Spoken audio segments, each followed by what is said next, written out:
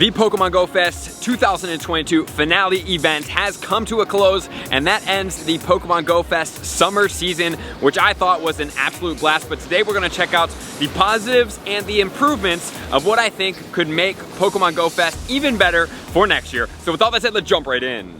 Welcome back, everybody. Let me know in the comments below, how did you guys feel about the Pokemon Go Fest finale event? I want to hear your positives, what you thought they did a good job on, even some of the improvements that were made. And then number two, what are the improvements that you think could be expanded upon for next time that could make the event even better for you? Because there's things that I think they have done really well at doing a better job at. And we're going to go over those here in a second. And I think there's things that just with a slight bit of tweaking, they could make that much better, and it would make our experience participating in these events that much more rich. And before we jump into it, I just want to put a note in here that I thought it was really cool how they released Lunatone and Solrock at the end of the event and then dropped a tweet that was going to say the season of light, signifying the sun and moon, which could mean that Lunala and Solgaleo could be coming soon to Pokemon Go. Okay, so here we go. Number one, the positives of the event that I thought they did a great job on are. Number one, I thought the spawns were pretty good. Obviously, you know, if you've played throughout the season of Go Fest, there's a good chance that you probably had a decent amount of these Pokemon. But for me, I needed some of these Pokemon to kind of fill some of the gaps. Such as for me, a Hitmonlee was a massive win. If you guys do hear anything in the background, we are actually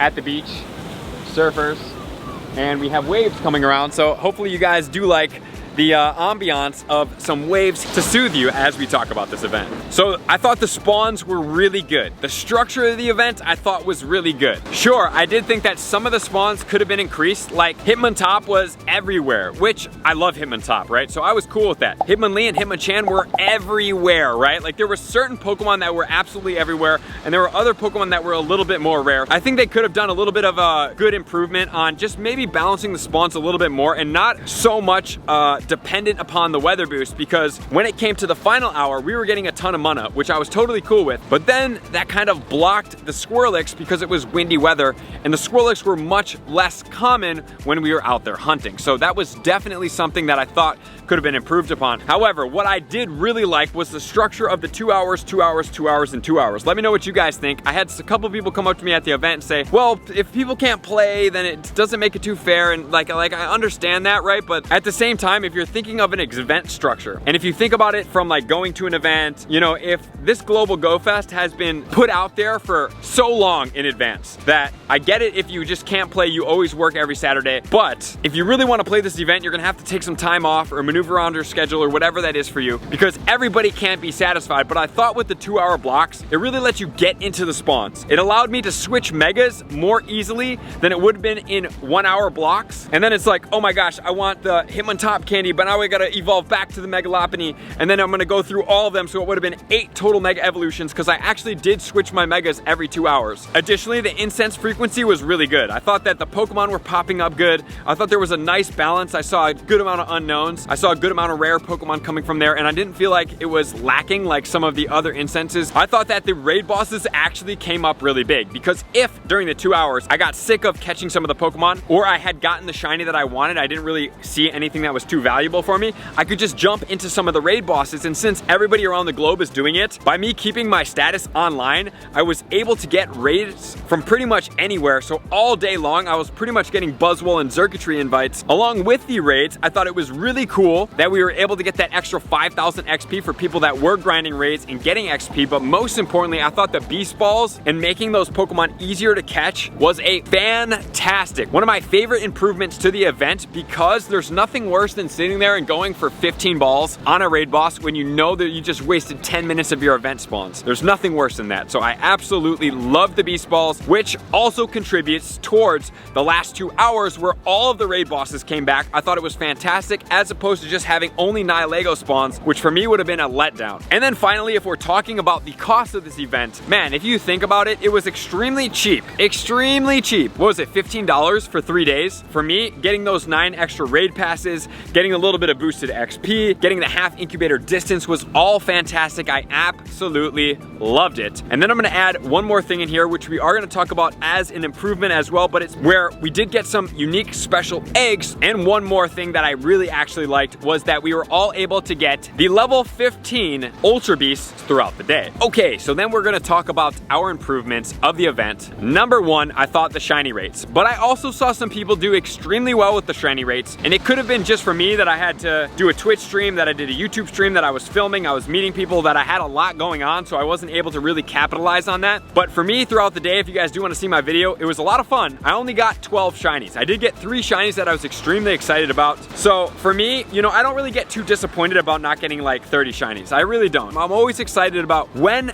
am I going to get that shiny I can't wait to see, even if I don't get it, because that's kind of what makes this game fun for me. And I've accepted that I'm not always going to be able to get everything I wanted, and that's totally out of my control for an event to deliver me what I want. That's the shiny ticket that we talk about. If you guys do want to see how to stay happy in Pokemon Go, check the video out up here. It's going to help you guys out a lot. And so now, piggybacking from what we talked about before, having the eggs, half incubator distance was fantastic, but 7-kilometer eggs though, like we only have a certain amount of gifts. The gifts weren't increased. And then if your spinning stops on accident, it's blocking now your eggs. Why not just make it 5-kilometer eggs? Why does it have to be the 7-kilometer eggs? I don't understand that specific part. I thought that maybe it was because of the control, but I really think that if they were just 5-kilometer eggs coming throughout the event, that would have been more than ample, as opposed to forcing us into the friends list, which is already a clunky system in itself. And the next thing is going to be the final hours, the last 2 hours. I thought it would have been really cool if they kind of just went like gung-ho and just kind of released a lot of rare field research for us to be able to get after. I also didn't really particularly care for all the power-up tasks. I thought there was quite a lot of those, and you know me, I'm trying to help you guys conserve Stardust, use your resources wisely, and constantly powering up Pokemon to unlock field research, I think is a massive waste of Stardust. The next thing that I think could have been improved on is adding at least one extra special trade, because if you think about it, maybe some of us traveled. There were some people that traveled an hour, 2 hours, 3 hours to come out to the Long Beach Pike and play, and if I had more lucky friends, thankfully I didn't, so I was able to hit the back-to-back lucky friends. But if I had multiple of them, like I was scheduled to, I wouldn't have been able to do that extra trade. So having one extra really helps out, especially with the fact that it's a big event. People are potentially traveling to have experiences with more people, and that would definitely help out, especially if you have multiple lucky friends. And the last 2 things are going to be the raid lobby timers. I really loved the Beast Balls. It significantly cut down, but I also think they could have easily run 60-second timers or whatever it is on all of the raid bosses, and then they could have changed the invitations from 30 seconds left to 10 seconds left. So if they would have cut down by 60 seconds and added that extra 20 seconds to invite people,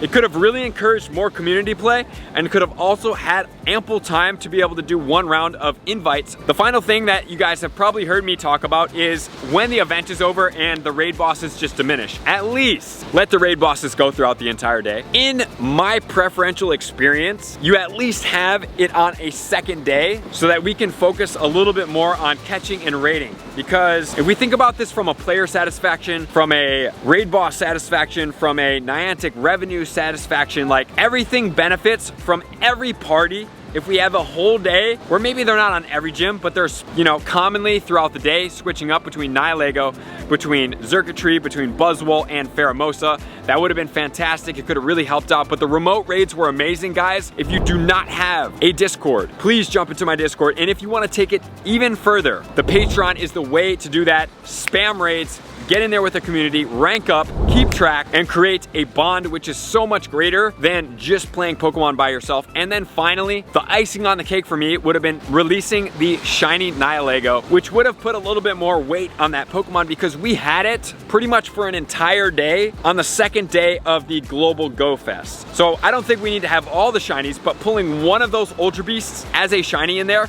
would have really made every single Pokemon in there pretty desirable to rate. So those are going to be my positives, my improvements. I honestly think this event was massively improved and learned upon from the Global Go Fest. They took a lot of feedback, they made it even better, and I think with just using these few minor improvements that it's going to get that much better. Man, next year is going to be fantastic. Let me know what you guys think in the comments below. Only give me positive improvements needed. I don't want to hear the event sucks. Give me the meat, the potatoes, and be positive. and help out, contribute in a positive manner. Thank you guys for being here. As always, to all my likers, comments, subscribers, Patreon members, everybody takes their support, subscription, and participation to next level. See you guys out on the next video. Peace.